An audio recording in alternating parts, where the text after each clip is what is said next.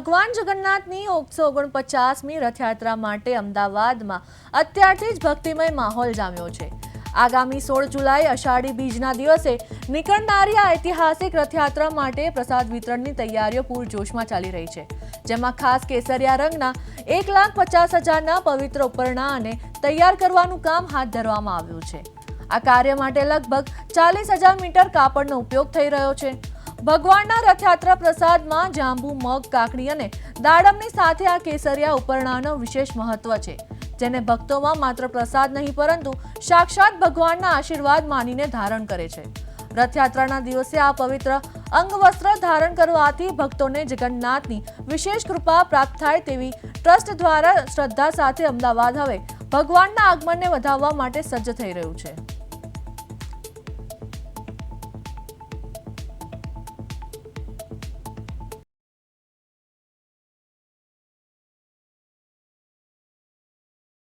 અમદાવાદમાં ભગવાન જગન્નાથની 149મી રથયાત્રા નીકળવા જઈ રહી છે અને તેની તૈયારીઓ હાલ પૂરજોશમાં ચાલી રહી છે।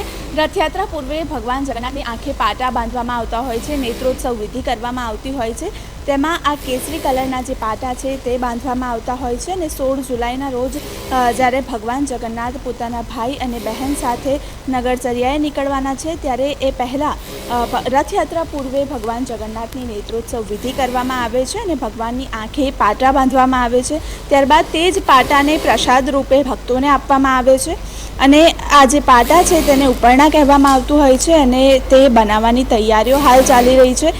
જગન્નાથ મંદિર ખાતે જે છે તે 10,000 જેટલા ઉપરણા બનાવવાની તૈયારીઓ હાલ ચાલી રહી છે અને થોડા દિવસ બાદ હવે ભગવાન જગન્નાથની જળયાત્રા પણ યોજાવા જઈ રહી છે, તેની પણ તૈયારીઓ હાલ કરવામાં આવી રહી છે।